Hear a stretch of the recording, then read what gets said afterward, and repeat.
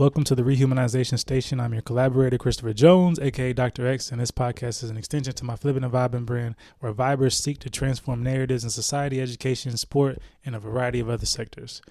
We are now, again, in our season 2 for our collaborative practice series, where we have a laid-back viber named James Rowlands with us today. James, how you doing? Yeah, I'm doing great. Glad to be here. I'm glad. Thank you for being here. Okay, so a bit of James' background. So James is an assistant professor in sociology at Durham University. And before joining Durham, James was a lecturer in criminology at the University of Westminster. James completed his ESRC-funded doctoral research at the University of Sussex in 2023.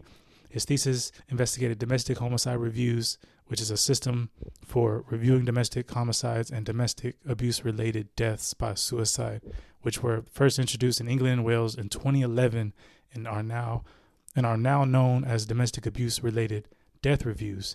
So this should be a very interesting episode. Like I said, when I was reading up the work that you sent me, it was I was very intrigued because it was something that is completely new to me, and our audience, my vibers listening, hopefully you'll enjoy this conversation that we're going to have. Now, also, before completing a PhD, James originally trained as a social worker and then became an independent domestic violence advisor, working in frontline roles with victims and survivors and also perpetrators of domestic abuse. I love to hear you've been on both sides, right? That's really good. Yeah, that's right. really good. James also worked in a variety of leadership and policy roles in domestic abuse in the domestic abuse sector. Now, James's research interests are domestic violence and abuse, domestic homicide, and domestic abuse-related deaths by suicide, fatality review systems, femicide, LGBTQ plus victims or survivors, male victim or survivors, and ironically, Deutschsprechen. So so it's interesting. James and I, we were in the same German course, and that's where we met. So that's why I tell people you got to be open and curious. So James is, nice, I'll say lively, and just we started talking, and we ended up realizing that we worked we did our research in the same department. Yeah, indeed. And perhaps we weren't always good with our homework. We're here today. We won't be speaking Dutch for y'all, but I'm excited about today's episode. It's going to be very enlightening, and also, I guess all the episodes are emotional, but they have different types of impact for different types of people that listen to it, right? So please be aware that this is also another sensitive topic that we're going to get into, and it's important that however you're feeling when you're listening to this, that we're coming from a place of love and a place of understanding, right? And that's the main thing we're trying to do here. All right. So now we're going to we're at the part of our vibing questions. So this is the part of the show where we just vibe and allow our listeners to get an idea of your background and your personal interests. Okay. So James, you want to tell us a bit about yourself? So what's your story? Birthplace, family. Yeah, sure. So I was born in Wales, born in South Wales on the coast, so a seaside town. So have you ever been to like Whitley Bay or Tynemouth up this end of the world? It's a bit like that. Okay. So small seaside town. About 20,000 people. So grew and I think we moved there when I was about 5 or 6. Okay. Moved down from a bit further inland in Wales. And I was there till I was 18. So it's a nice, very nice childhood in many ways, right? Growing up by the sea. That's cool. Bit of free range childhood to some extent. Is it as cold there as it is here? No, it's warmer, but it's wetter there. Wales is wet. Okay. Yeah. You I've just never got been to rained Wales. on all the time. Dang, okay. So what would you prefer? What did you prefer? What, weather-wise? Or living-wise? Oh, it's a hard one. I mean, so this is my first winter up here. So I moved up here last year, and I did not have enough jumpers. So it's a key investment. I needed more jumpers. So what would you rather be, wet or cold? It's a hard choice. But Wales is beautiful, beautiful landscape in many places. Really rich industrial history. So there's kind of it shares a kind of connected heritage really with the Northeast as well in terms of that history, and then the consequences of deindustrialization and changes up through the 80s, 90s and so on. But so growing up, nice town. So I got a brother, sister. So it's a good place to be. Okay, brother, sister. So are you the oldest, youngest, middle? I'm kind of in the middle. Yeah, my sister's 10 years older and my brother's a year younger. So I'm in the middle, but I think I behave a bit like an older brother, at least as far as my brother's concerned. It's interesting because I was talking about this in the episode before, but like we've had quite a few middle child's children on here because I'm technically middle as well, but I have a twin, identical twin, but I was born first, so I was the third out of 5. Yeah. So it's kind of like, but yeah, it's interesting how we've had quite a few. Maybe there's research on middle children doing activist research. See, another research silo to go straight down. Okay, so are your family still in Wales? Well, my mum is, and my sister is, and she's got 3 kids. The last of whom is going off to university shortly. Okay. And then my brother's in Bristol, but my mum's side of the family comes from England originally, so hence why my accent is perhaps not particularly Welsh. So I'm what you could call stealth Welsh. So. Okay, I've never been. I don't really know what a Welsh accent sounds like. Oh, well, I'll leave. I'm not going to try and put one on. You don't have to do it. Traitors. You don't have to do it. It's not someone putting on their Welsh accent. I'm not going to risk that. Okay, but you don't have one technically. It comes back a bit in Wales when I'm at home long enough, and the occasional word or intonation sometimes. But yeah, I left at 18. So I left, I think, Wales because it felt quite small. When I was 18, gotcha. So I also grew up. I was gay. I'm a gay guy, so grew up. It didn't feel like a particularly, open space in the that would have been in the mid 90s, I guess. So anyway, kind of left at 18 and was like, I'm out of here. So crossed the border, but still go back now. It's obviously things change, right? Okay, so you think things has changed for the better? Yeah, I mean, in terms of LGBT life, right? Yeah, I mean, obviously, we've got some real challenges as well. But, just in terms of representation, acceptance, it's a vastly different arena to growing up 20 or 30 years ago. Okay, that's good. Okay. Thank you for sharing that. And what about activities? So what type of activities bring you, peace, love, and happiness? Yeah, good one. Seems I'm quite into my sport at the moment. So I play tennis, swim, and boulder mainly. You play tennis? Yeah. Not where do you play? I play with an LGBT tennis club. Really? Yeah, up in Newcastle. Because I'm going on a sports holiday with my partner, and her dad is really good at tennis. And I'm need some emergency top-up. I need some people to play with. Like, I'm okay, but tennis. Okay, and how is in Newcastle? You said, or yeah. Okay. So it's a tennis club. But kind of LGBT tennis club. So plays up in Newcastle. It's great, really nice. I mean, my tennis is pretty average, I would say, but a nice chance to kind of get out and play. I would love to join one day, at least before I leave. I leave in like 2 weeks. Okay, you need some intensive additional tennis prep. Something like that. Okay, so tennis. Anything else? Tennis, swim, bouldering. So quite active at the moment. I read pretty much, like cinema, theatre, that kind of stuff. And one of the benefits of moving somewhere for the first time is you get to spend all that time exploring, right? So I lived in Brighton for 11 years before moving here, and Brighton in the southeast Sussex, it's a beautiful part of the world, but after a while you're not always going to see new things, right? Because you've been there for so long. So what's been nice the last 6 months or so is I've been doing a lot of exploring. So getting my head around Durham, Newcastle, Gateshead, wider Northumberland.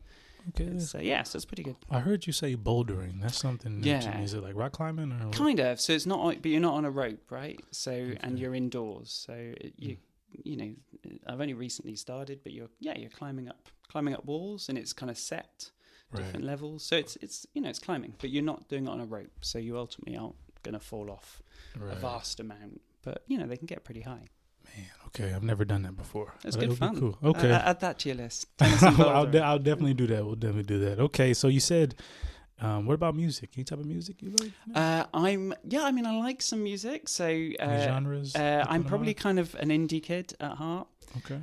So you definitely tell I grew up in the 90s in South Wales, and particularly Welsh, like Manic Street Preachers. I don't know if you've heard of them. They're my favourite bands. Manic Street Preachers. Okay, I have to listen to that then. So but I'm otherwise pretty eclectic when it comes to music. Okay, got you. Okay, and what about research interests? So So my research is mainly domestic abuse related, pretty much all domestic abuse related. So primarily domestic homicide, or as they're being renamed, as you said, domestic abuse related death reviews. Globally, they're sometimes called fatality review. Some varying forms of that language, but they all do the same thing. So how we learn from these tragedies. So I'm interested in that. Do you know why? Sorry to interrupt you, but do you know why they're changing the names for it? So in England and Wales, I mean, it's like anything, right? So these are similar systems, and they're kind of connected. They know about each other, so you can kind of trace how they've evolved and developed in one country, and that's influenced another. And often the name is, kind of. Naming convention's the wrong word, but it's kind of named in the way you'd expect something to be named in the States or Australia or whatever. In the UK specifically, they started off as domestic homicide reviews when they were introduced. They were called murder reviews, I think, at one point when they were being kind of talked about, but they got introduced as domestic homicide reviews, and that's when they were looking at domestic homicides only, right? So they were looking at intimate partner relationships, so former or current partners, where one is killed by another. But they were also looking at adult family cases, so where perhaps a mother or a father is killed by their adult son. But in 2016, the guidance was amended to allow these reviews to look at domestic abuse-related deaths by suicide, so where someone's died by suicide, but there's this history of domestic abuse. And obviously the name doesn't really work then, right? You can't call the process domestic homicide review.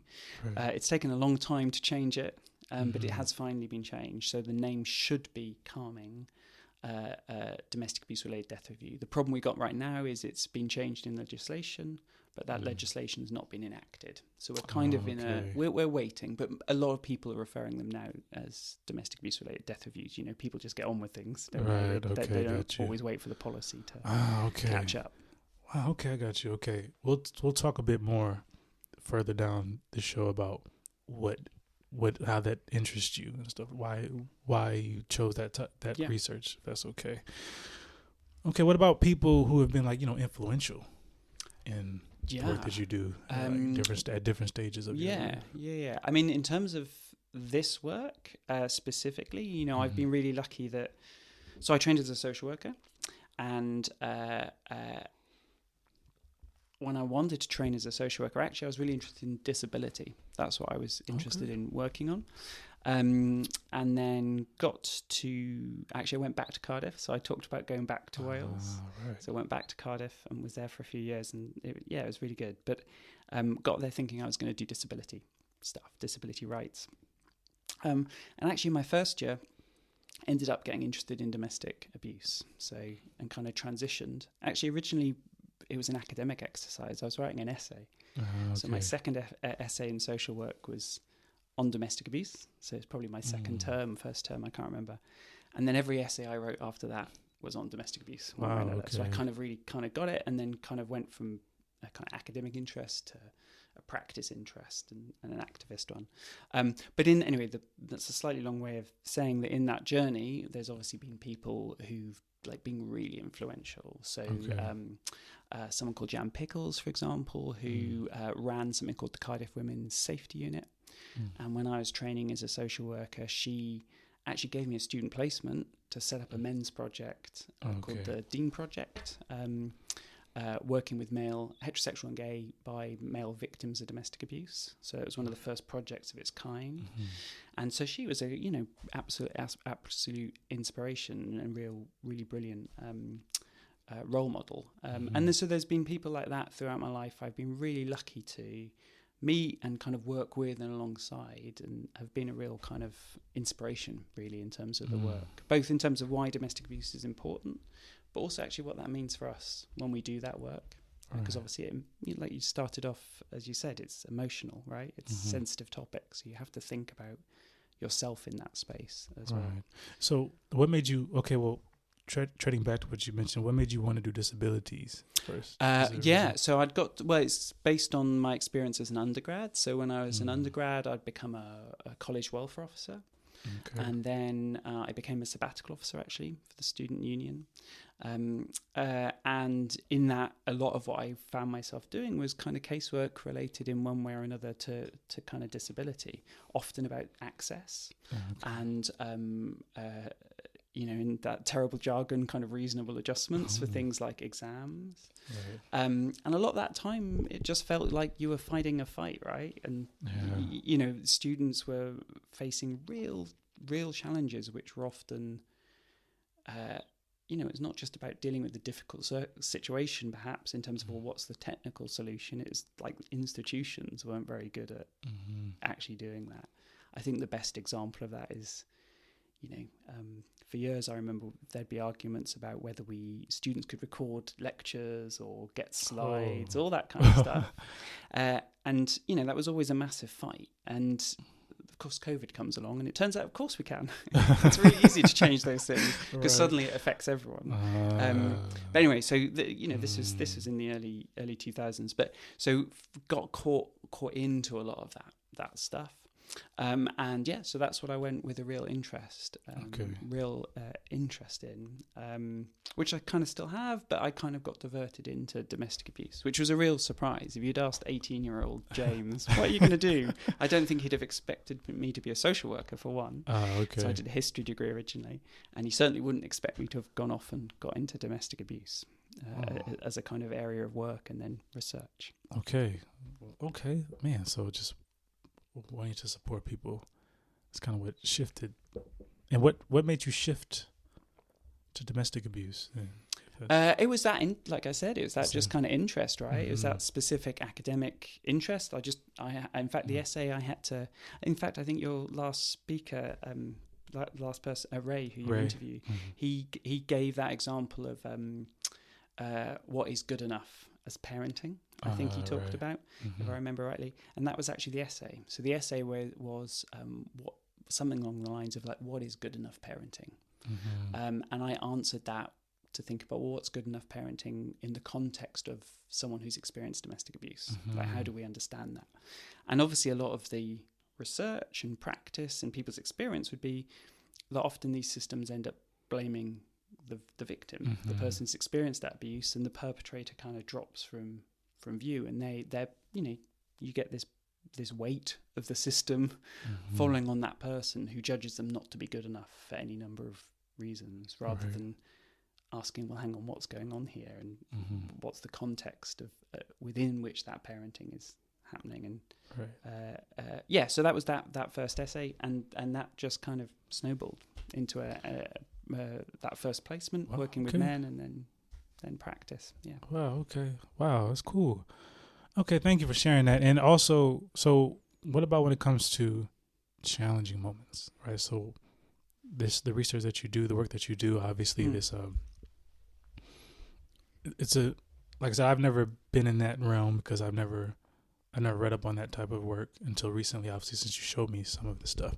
But what do you think are some challenging moments for you as an academic, and how have you navigated them? I think it's kind of links back to what you were talking about at the start in terms of this being sensitive, right? Like, this is, I'm researching specifically domestic abuse related deaths, homicides, really awful situations, which are often preceded by really awful abuse, or people's experience of systems which aren't necessarily helping them. And these are really difficult stories. And if you want to attend to them well and like honor the person at the center of them, you have to really listen, right? You have to really engage with what you're reading. If you're practicing as someone who's leading one of these reviews, you might be meeting families of someone who's been killed or who's died by suicide, and so you're coming to know someone to some extent, right? And that's a real privilege.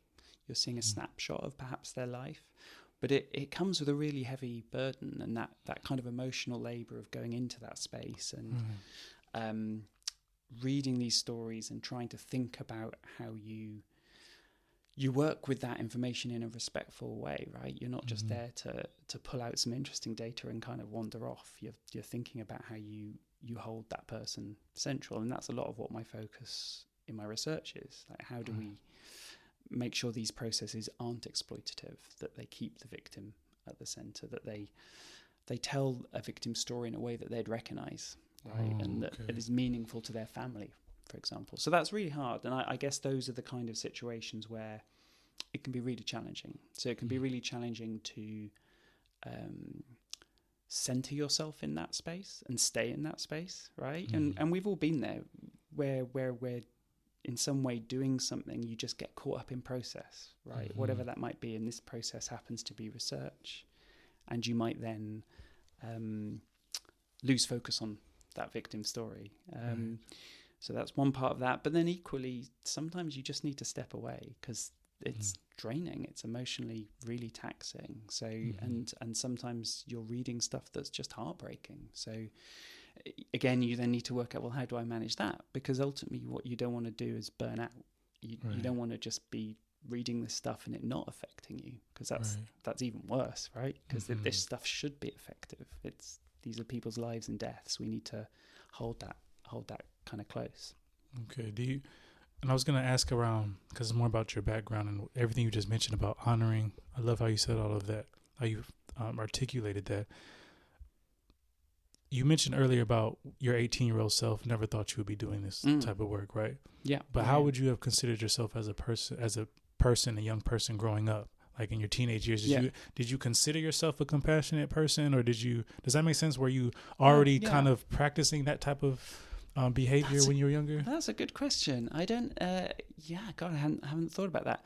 I'd like to think so. I mean, I think growing up, I had, I was quite academic, probably quite geeky. Probably could be read as likely a gay guy, or at least kind of not meeting a kind of really traditional script of kind of masculinity, right? So I think oftentimes I was holding stuff quite close, but I had a kind of a good group of close friends, a lot of whom turned out to be queer subsequently. So clearly we found each other, even though we didn't know. So I mean, within those spaces and within those relationships and networks, absolutely. I think a lot of that was about those relationships you build with people and the kind of care and attention you have to their lives. I don't think I would have thought about applying it more broadly, right? Like out to other people. I don't think I'd had that idea that I'd go off and be a social worker, for example, and be going into effectively strangers' lives to build those relationships. Yeah, because we're talking about this before about like understanding our own story, and I feel like I can relate to that a bit because I know like the work I do around like racial and social justice, I was very shy growing up, but I always had this inner feeling where I didn't like bullies. I never liked seeing people hurt or being discriminated. You know what I'm saying? I always had that feeling, even if I didn't have the language for it or didn't know how to approach it, I still had that feeling where this is not okay, this is not right. And I guess the older I got, the more experiences I've had in terms of like having a voice, developing a resiliency, developing a bit more, I would say. I mean, there's courage both ways, but just experiences in ways that kind of empowered me to kind of speak out, and what I'm saying, from knowledge production and just that lived experience kind of brought out that inner activist in me. You know what I mean? That inner activist that I never thought I would ever have growing up. So that's why I wanted to ask that question. It's interesting. It's a good question, and it makes sense, right? We kind of build on ourselves, right? Like we're drawing that stuff. Well, we hope to. Yeah, most of us. Sometimes we work out the building's a bit ropey, and we might have to do a bit of patching up. But, okay. All right. Well, thank you for sharing your story. That's I really enjoyed that. Thank you. Now we're gonna get more into. Let's flip it. Okay, we're gonna get to more of the flipping question. We're gonna get more into like deep down and into the research that you do. So, like I said, now we'll get more into your work and how you flip the script to traditional narratives within it. I've had a chance to do an overview of some of your work as a researcher. Much of your work is around, like we talked about before, domestic abuse-related reviews and prevention. So for our Viber audience and us too, let's attempt to flip the domestic abuse review script, shall we? Now, I know we were going to talk a little bit about femicide today, and I'm going to give a brief definition. I know you can kind of highlight more about it, but so femicide for the audience is intentional killing with a gender-related motivation, or gender-related motivations, right? And I don't know, how do you feel about that? I know it could be a broad definition, and if you want to kind of give us some insight around that. Yeah. So, maybe there's a bit of context to that as well. So if you think about what I'm interested in, right? Those are intimate partner violence leading to fatality. So where someone's killed someone, or domestic abuse related deaths by suicide, they're really gendered, right? So men and women can experience domestic abuse and can experience, can be killed or die as a result of domestic abuse. But when you look at who's being killed and how, it's incredibly gendered. So the vast majority of victims are women, normally killed by men. So, if you think about domestic homicide as a language, I think some of the people who kind of developed early ideas around femicide, what they were trying to draw attention to is the gendered nature of those killings, right? That it just kind of hid it amongst this general homicide data, and actually these are gender related. So that's where femicide comes from, and there's debates about how you define that. So is it any killing of women and girls, right? Or is it an intentional killing of women and girls? In which case, how do you determine intent? Some language you might see more currently is things like sex and gender related motives and indicators, where we're trying to say, well, look, if these kind of things are happening, or there's this history of this kind of type, well, that might tell us that that's a kind of femicide case. Okay. But yeah, regardless, what you're talking about are these kind of a perpetrator's actions, right? That's directly killed someone or led someone to die by suicide. So it's a really tricky area, and oftentimes the script we're trying to flip actually is the perpetrators, right? So if you think about what happens after a murder, the victim's story can get really lost really quickly, because it becomes about the conviction or the attempt to convict a perpetrator. It goes into the criminal justice system. Okay. And it's the Crown in the UK versus the perpetrator, right? And so the story all becomes the perpetrators, their defense. And in their defense, of course, they may say any number of things about the victim. So all of that means we kind of move, or risk moving, steadily away from a victim's story. And someone called Jane Monckton Smith called that the forensic narrative. So it's like the perpetrator's story. And that maybe is one of the first scripts that we can try and flip. And I think a lot of people who introduce Domestic Homicide Review and work on them, or domestic abuse related death reviews, are trying to flip. They're trying to say, hang on, let's return to the person who matters here in terms of their story. Let's go center the victim here. And of course we need to think about what happened with the perpetrator and their journey too, but the person who needs to be at the center is the victim. And then when we do that, we also have to do that in a way that's not victim blaming, and doesn't and you could contend this flipping ever further, but doesn't repeat really unhelpful stereotypes or tropes about why someone might have been killed or whatever that may be. And that's pretty hard work, actually. That's challenging for everyone to do that well. Wow. So you answered kind of my question. So I was going to ask about what are your perceptions. So what are your perceptions of like the normative narratives in the work that you do then? So, for example, oftentimes, and there's lots of great work on this, oftentimes if we think about perpetrators, we've often got this narrative of love, right, in intimate relationships. And that's in Hollywood, that's in books, like everyone's seeking out this idealized partner and these halcyon days. And then even when we're dealing with separation or end of relationships, that's often still really wrapped up in stories of love, right? So there'll be accounts of somebody kind of pursuing someone and not letting go. And I would often read that as like at least problematic, possibly stalking, but often that's represented as quite romantic, right? This someone standing outside a window with a red rose. So you often that means the perpetrator's often given quite a light ride, right? If you think about sometimes how their stories are represented, so jilted lover does X, which in a way kind of makes it explicable, right? And if it's explicable, it's kind of almost defensible. or understandable. Whereas actually what we're kind of saying, well, hang on, no, like this is domestic abuse. In this case, domestic abuse related to killing. So that script of kind of flipping it away from some kind of justification or understandingness of these forms of violence and abuse to actually saying, hang on, let's stay with the victim.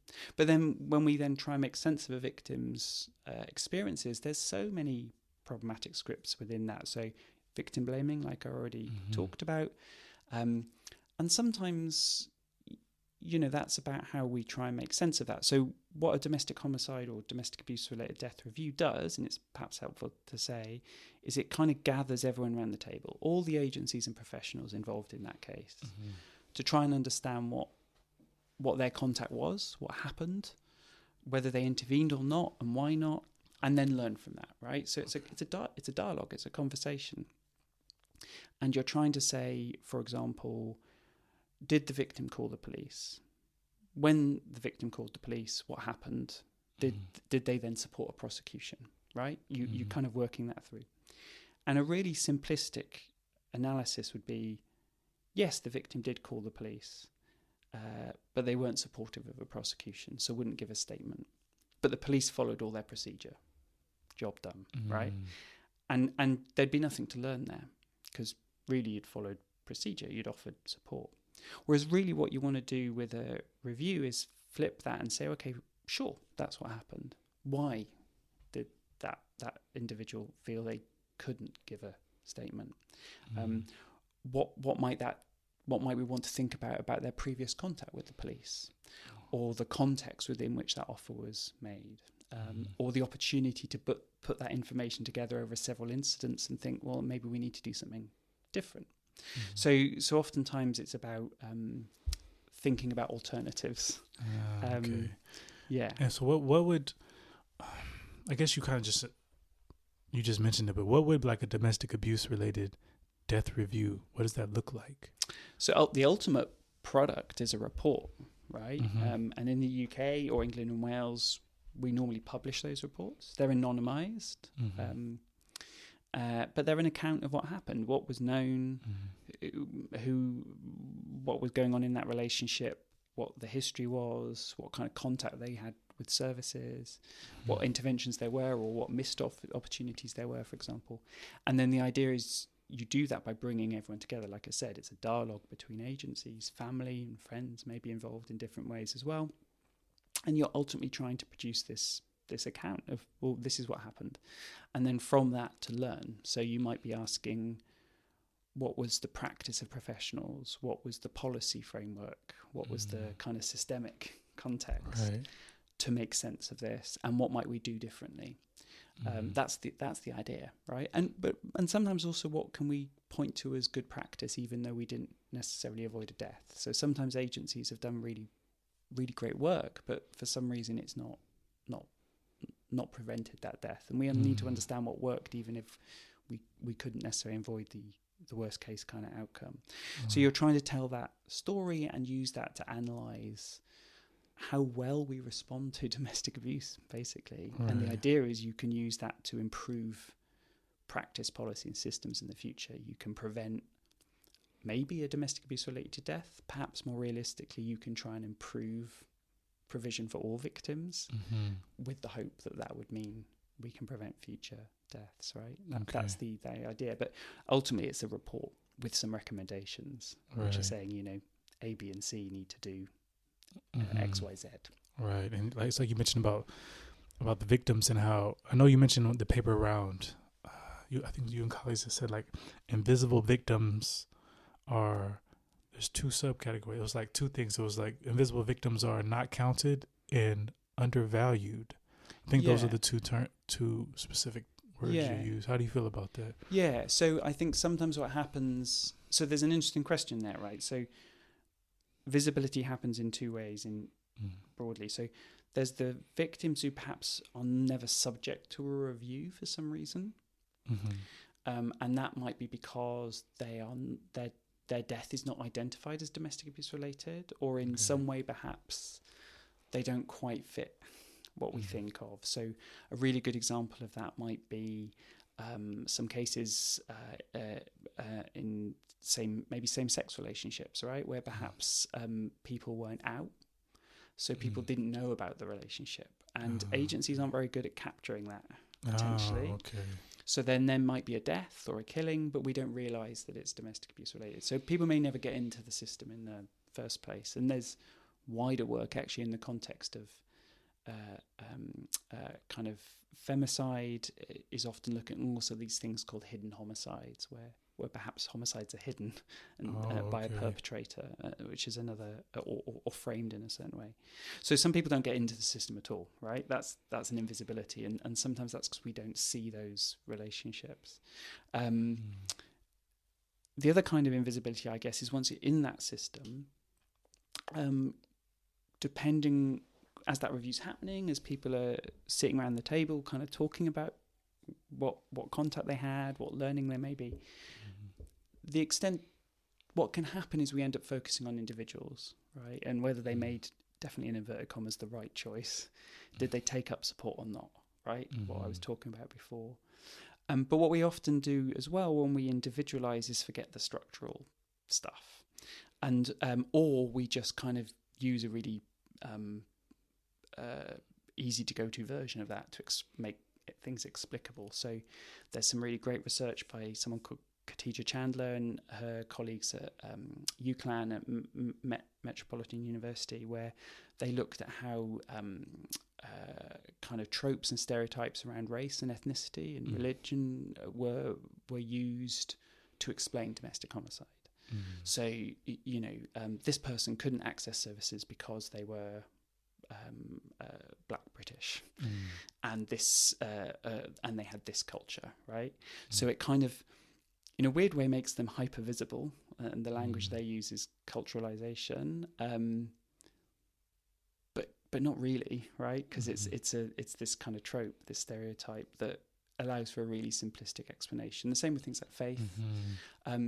Although what you often see is that what becomes visible in that context is that which is taken to be other, right? So if someone's white British and nominally Christian, but perhaps not practicing, say, that's probably not going to be discussed in the review. Right. Like nobody's going to talk about the fact they're white British and nominally Christian. It's just not. It's not going to come up. Right. So it's this kind of this visibility which is really problematic. And of course, other stuff is just not seen or engaged with at all. So so sometimes in some cases I've seen into the death of gay men, there's just not been an understanding of someone's experience of homophobic abuse, for example, and why that might affect how they engage with agencies, or someone's history of contact with the police, and why that history, because of their who they are and their experience of discrimination, for example, might mean they really don't trust the police. And that's something we would need to understand to really be able to tell their story. Right. Wow. Okay, that's powerful. Thank you for that brilliant explanation. And wait, I'm sorry if you answered this, but who writes the review? So what you normally have is a local area commissions it. Okay. So here in Durham, that would be Durham City Council.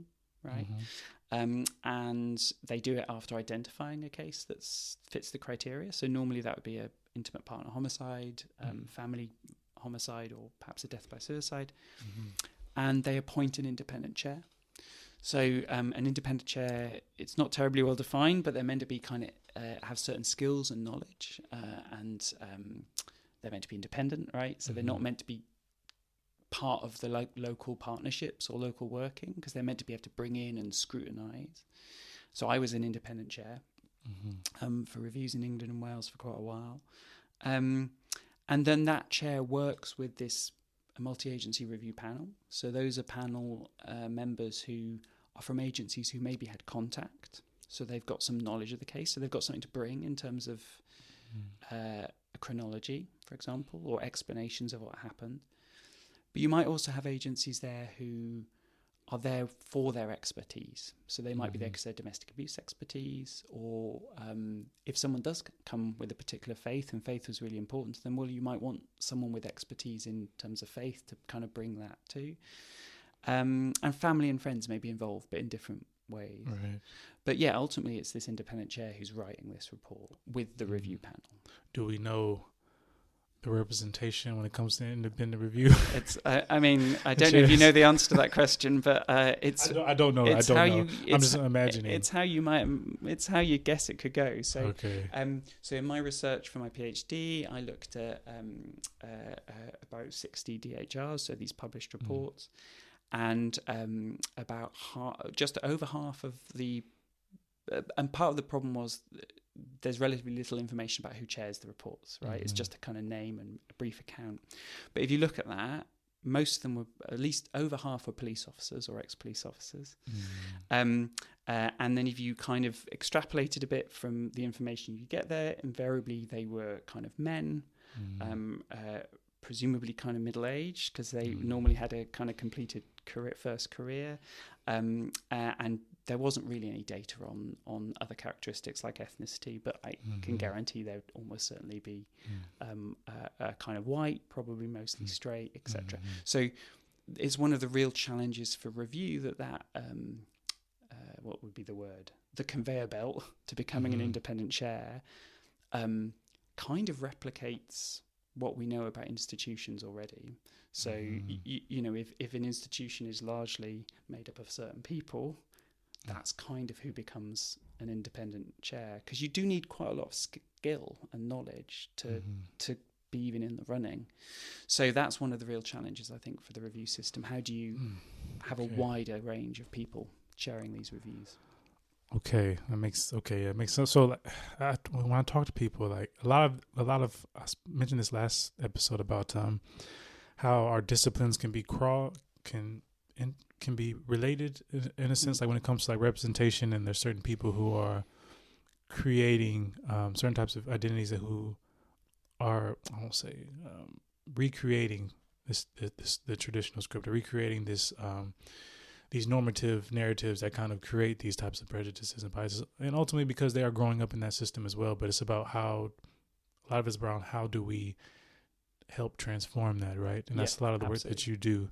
Yeah. And now, thank you for sharing your knowledge with us. Could you share a particular moment though that you consider a turning point in your life and the research that you do?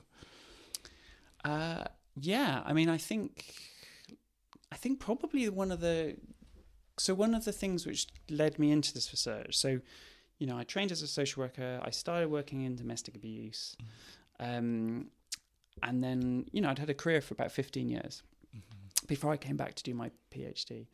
But along that journey, I started becoming involved in domestic homicide reviews.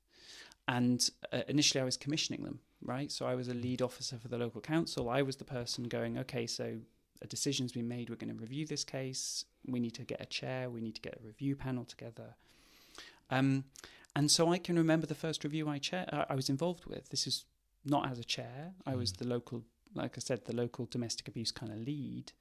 And I've got this distinct memory of going to meet the chair, and we were meeting outside the library because we'd kind of using a room in the library for the meeting. And you know, it's first thing in the morning, and then I suddenly realised we were sitting down to just talk about someone's life and death and try and kind of learn. And we had these agencies kind of trooping in. And it was just this kind of incongruity of that. Like, how is this even possible? How is it we can even just sit here, all of us, and somehow make sense of this person's life and then what happened to them, and somehow do that in a way that is useful, right? And that led me to start thinking about domestic homicide reviews or domestic abuse-related death reviews in terms of them being a system, right? There's a system that, in this case, the government's established and gone, you know what? We're concerned enough about these killings, these deaths by suicide, that we're going to do something about them. We're going to investigate them, basically. Not investigate in terms of policing terms, but, you know, investigate in terms of learning. So they built this system. Then there's this whole process that you have to do, that you have to go and get information from people and have these meetings, or all this stuff, which means we can lose someone sight of someone, right? Because it gets quite procedural. And then we've got this product that we somehow have to write and just put out in the world. So that first experience of a review, it was really kind of changed my direction, because it meant I started getting interested in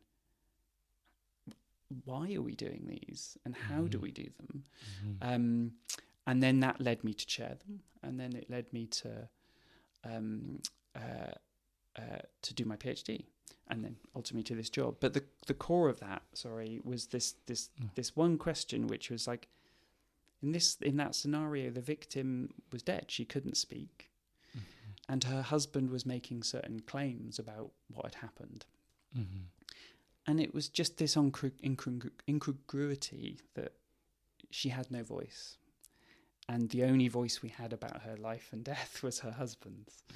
And yet we were all sitting there trying to work it out. So I guess that was a really powerful moment as a kind of something I was doing as my job.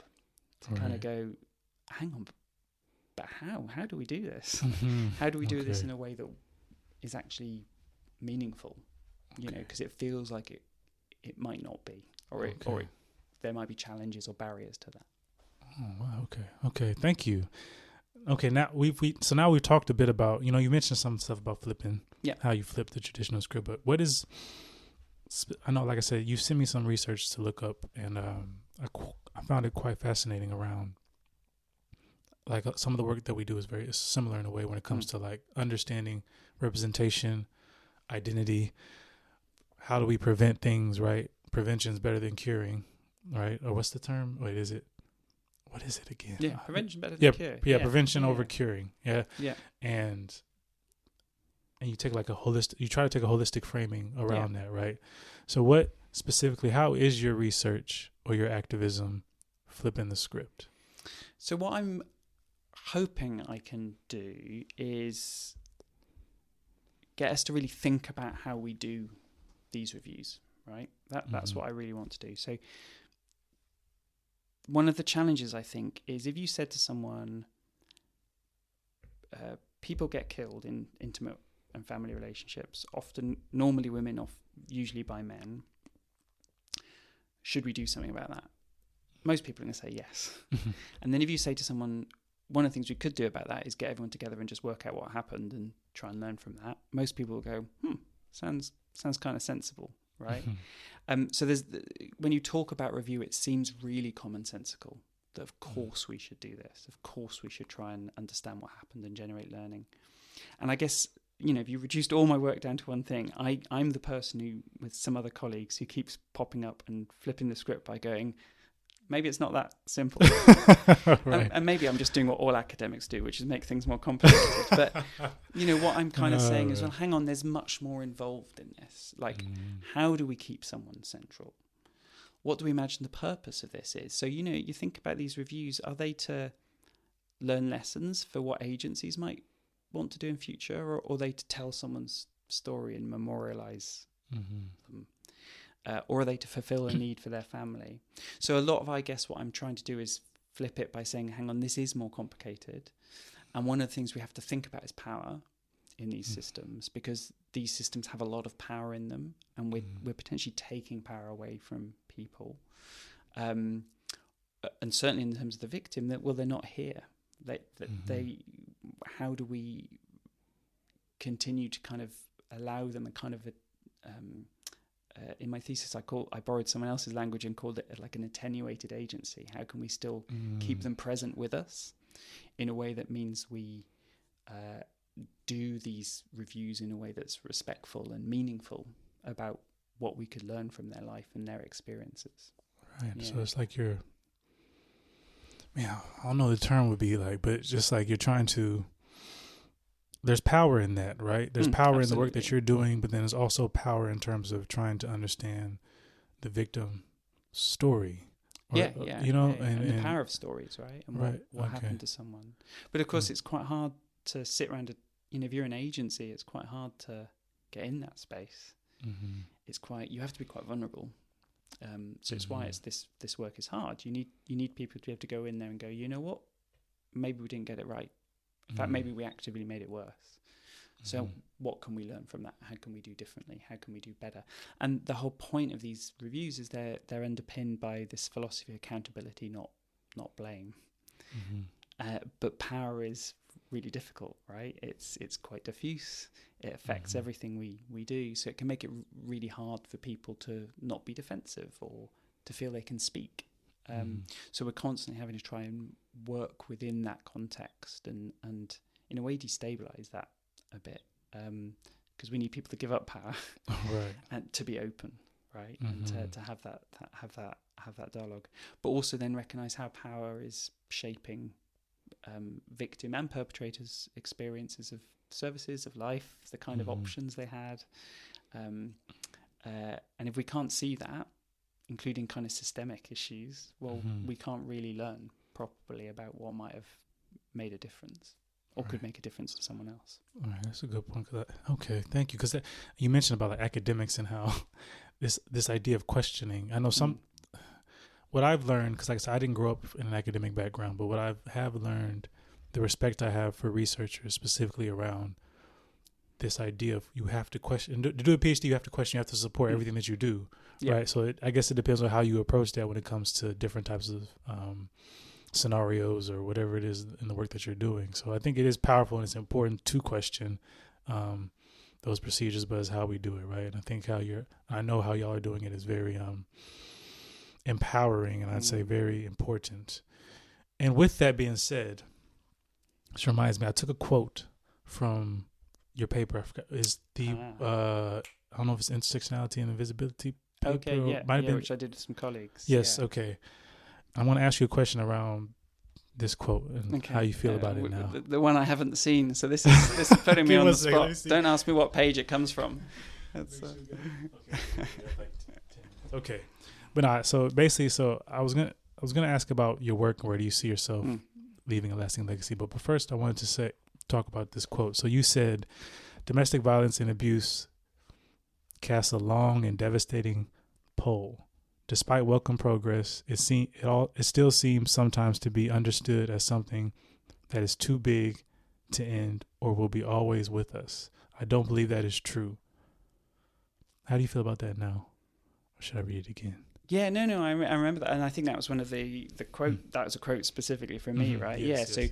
And for people who won't have seen this paper, this is a paper that I and 3 other colleagues wrote together, and it was very much a dialogue, right? So we were in dialogue about how we think about these kind of issues, and we would, so in the paper there's all these quotes where we kind of talk about these things, and I think that's really true. I think it's like any social problem. Sometimes it feels too big. It's so vast, and that vastness often means we're a bit disconnected from it, right? We may not have directly experienced something ourselves, or even if we have, or people around us have, it just feels like we can't resolve it, and we just might be trying to survive it, right? Or kind of ride alongside it. And I think that's true. I think we constantly have that, and you see that in review systems. So people become quite unambitious, perhaps, about what they want to learn or find, because it doesn't feel like they could solve it anyway, right? So you end up with really kind of generic, or maybe we should get a bit more training for people. But that's that kind of power I was talking about, that kind of long shadow that casts itself. But I think we have to believe we can end violence and abuse, right? And we can. We know what makes the difference there in terms of attitudes, in terms of how we get support people to seek help sooner, how we ultimately try and prevent it in the first place, right? And some of that starts with education. It links to our gendered world, right? It's intersects with other identities as well, and other forms of power which make people more or less vulnerable. And I don't think anyone would be doing this work if they didn't believe they could contribute to the ending of violence and abuse. And it may be not in their own lifetime, but that doesn't mean that possibility that we're building, and that's where we remember who came before, right? So activism around violence and abuse and its history, and where we might want to kind of continue that. I think that's so important. And it's something I talk about in my work, that there's this irony in review that it's really hopeful, right? You're dealing with tragedy, you're dealing with these awful circumstances, and you might also be dealing with really challenging learning because agencies didn't do something or whatever. It's really hard, but actually the whole process is underpinned by hope. That hope that something not necessarily not good, but something meaningful could come out of tragedy, that you can maybe improve things for someone, the next person. And that's also what often motivates family, right? If you family can take part in these reviews, and if you talk to them, often obviously really mixed views on what they're for and how they work, but often what family is saying is like, I want my loved one to be seen, and I want something to change. I want this not to then affect other people, right? I want to see something shift. And I think that's really hopeful as well, right? There's something quite powerful about that possibility that we can do something different. We can make it better for the next person. And but it can feel hard to keep that in sight, right? When we're faced with it's an epidemic of violence, and particularly gender-based violence that we see every day. And in the current political context, it often feels like some people, clearly get away with some awful things. I'm glad you mentioned hope, because I was going to mention that word too. I'm glad you mentioned that, because it's like, I know Paulo Freire and Bell Hooks talks about this pedagogy of hope as well, and I like the term when you talked about possibilities. What's possible, and how do we move forward? What does the future look like, right? And how can we reimagine a world where we feel like the hope that we have that will make a difference in that time span in the future. Does that make sense what I'm saying? So just around absolutely. that. And some of that's about recognizing you can't do everything, right? Yes, that's true. You've got to care for yourself in that too, but you can, everything we do has meaning. One of the theorists I really heavily used in my PhD was Sarah Ahmed and her book on use. Yes. And she writes beautifully about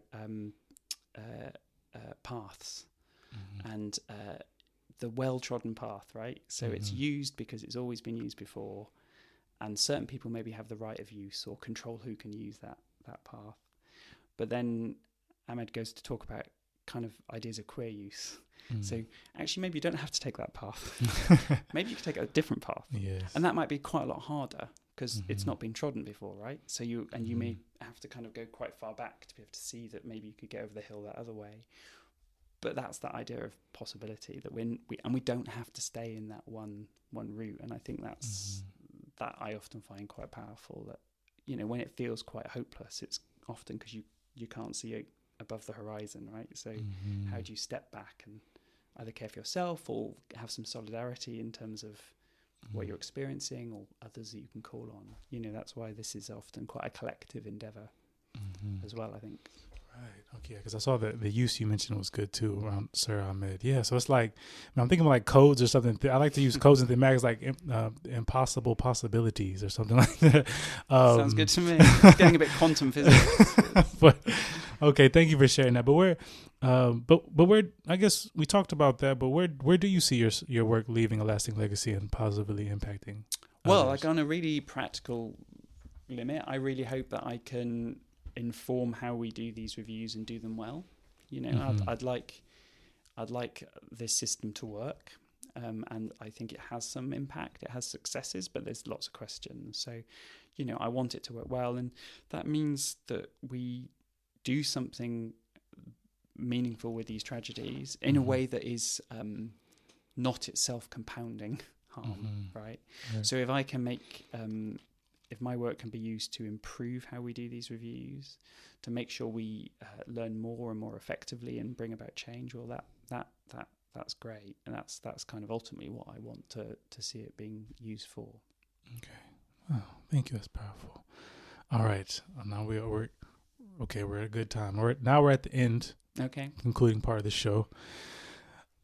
Now we're going to talk a bit about, you're going to offer us insight around rehumanization, or humanization, however you want to frame it. So if you could reflect on your journey thus far, what do you know now that you wish you knew before? That's a good question. I think the thing I have really learned is the importance of actually really thinking about and knowing your kind of your own emotional world, actually, is what I'd say. Okay. So, I had a very nice childhood and have a great family, but we're very British in some ways. We don't like talk about feelings particularly. And similar to our household. You see it everywhere, right? Like, and so what that meant was often how I kind of approached the world as well. You just don't talk about the stuff, you kind of power through and, on you go. And one of the things I've really learned as I became involved in these reviews, both as someone like commissioning them, then chairing them, then researching them, is you need to be able to like look at yourself as you do that. Because if you can't do that, you're not going to be able to see the emotion in others, right? So you're not going to be able to center a victim, because it's almost an imaginative leap too far to then go, how do I sit with this person or sit alongside them? You're not going to see the emotion of other people in a review panel. You're not going to try and empathize and understand where they're coming from. So I think there's something really valuable in recognizing your own emotional world and the labor that you might have to put into things as the kind of necessary part of then being able to see that in others and then hopefully kind of build with others, right? Because that's when you can share or support or encourage or hear from. So I think that kind of rehumanization often starts with ourselves and our ability to kind of feed that back and then receive it in return. Oh, right. I loved how you said, because it's like, part of it is like loving thyself and just knowing thyself, but emotional world, that's a really powerful statement. I love that. And you kind of just answered it, but I'll still ask you anyway. Now, this was a great episode. Thank you for joining. We spoke a lot about, your background, some about femicide, domestic abuse, how the traditional script is kind of around who is about where power is initiated, right? Who's delegating the power? How do we differentiate what is acceptable when it comes to telling somebody else's story? Yeah. Right. And it's about questioning those normative practices that do kind of create this invisible victims. Yeah. Right. Yeah. Or survivors. Right. And we also talked about, this impossible possibilities, and how we need hope in the work that we do. Right. And that's very powerful in terms of just trying to navigate the world in terms of being able to make a difference. With all that being said, what does rehumanization look like to you? What does it look like to me? Gosh, I think it's that. So, well, I'll give you an example from my own work, right? So one of the things I talk about in terms of review, and something I learned to do as a chair, and something that I write about then in my thesis and then my book, is this imaginative act, actually, that was borrowing from Les Back's work on this imaginative act of imagining someone sitting next to you. So in terms of, and that in this case the victim, right? So actually that really, you really have to be, for that to do something, you have to really mean it, right? So, and ultimately in terms of review, you almost end up asking that question to this imagined person who you've brought alongside you to say, is this is your review, right? This is have I told your story right? Okay, and they can't answer you back, of course, but I think there's something about that that act of imagining someone alongside you, and recognizing that they can still kind of influence our actions, right? The dead are still with us, right, in terms of their kind of memory and their influence, and I think that's that in terms of my work, that's what that rehumanization would be. So I think you could not produce, or it's a lot harder to produce a report which doesn't really tell someone's story, which doesn't really try and contextualize their lived experience. If everyone involved was doing that, really trying to imagine that person kind of with them. And there are practices in review that people use to help with that. So using photos, for example. So actually you don't go into this just with some files, you go into this with a picture that you know what that person looked like, because it helps us root that work in humanity, right? That recognizing this is a person who has died. Otherwise it just becomes a process where we don't humanize, right? You know, and I guess that links to that other bit I said. It's about that emotion in self, emotion in other, and that takes work, and people need the space and time and support to do that. Dang, okay, so just to try to put it all together, so it's about understanding your own emotional world, but then at the same time reimagining the person's story you're trying to tell, and recognizing that story in terms of trying your best to put it out there in the most authentic way possible. Yeah, exactly. And that will always be impartial. That will always be partial, right? It'll always be incomplete, and it'll be fleeting. But the effort is what's important, right? It'll never be you'll never fully achieve that. Right. But you're recognizing this contradiction of the work you're doing. Right. That a victim is silenced by death. We can also silence them, but if we don't do it well, but what we can try and do is do it as well as we can, and keep those things in tension. That's really important. Okay, thank you. Wow, pleasure. Amazing talk. All right, that's it. So, but do you have any social media handles that people could follow you on? Any social media handles? Well, like I said, I think when we were talking before, I'm a bit of a Luddite. But I'm on LinkedIn and Blue Sky, but both JH Rowlands, Rowlands with a W and an S. W and S, so James Rowlands. All right, so, but thank you for today. It was an amazing episode. Vibers, you're going to enjoy this one. I really appreciate you coming and taking your time out to talk to me, and just sharing your story. It's very powerful. Continue to do the work that you're doing. It's amazing. I'd say obviously we're going to stay in touch. We're going to be around each other, but are you still taking German at all or no? I need to work out what I'm signing up for. So maybe we'll be in a German class. Are you going to take the A1 certificate? I would really like to. I need to get on. I just need to get my German. I need to get back on it because I've slipped since the course ended. Okay. But I need to get on. We need to get on our verbs and tennis as well.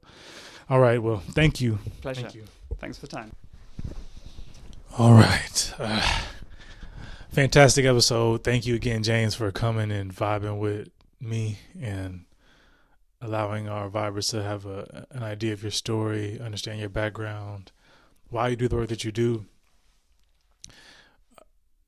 One of the main things that came out of that for me is it goes back to that whole, so much of the work that we do in this type of community kind of it's cross-sectional, it's interrelated. The things that we do as far as when it comes to social justice and when it comes to understanding the self and knowledge of the self, impacts of the work you do. So it was really important about what he talked about, this understanding our emotional world and understanding how once we understand the journeys that we've been on, our biases and how we overcome them, that in turn impacts how we do our work, how we treat others. And it's important to know thyself, right? And that's what we preach a lot here, flipping and vibing about loving thyself, and that facilitates and assists you into loving others. And I felt like the discussion today was very powerful, and it taught me a lot around domestic abuse related reviews specifically. And hopefully one day we can get to a world where everyone or majority of us are championing that, understanding our own insecurities and understanding how the way we move impacts others, and our biases influence policies, and policies then impact how we interpersonal experiences. So I think today was an important episode to just understand that the different ways of working in different types of disciplines, but how so much of what we do when it comes to reaching authenticity, right, is about understanding the self and being able to question things that are considered normative in today's society, right? It's about flipping the script as well once we question traditional scripts, right, that need to be flipped. So, yeah, today was powerful. Thank you, James, again. Thank you, listeners, for tuning in.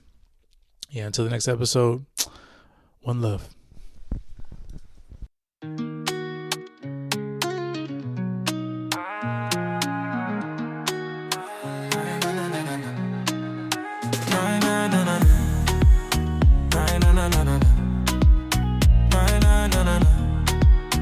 Na na na na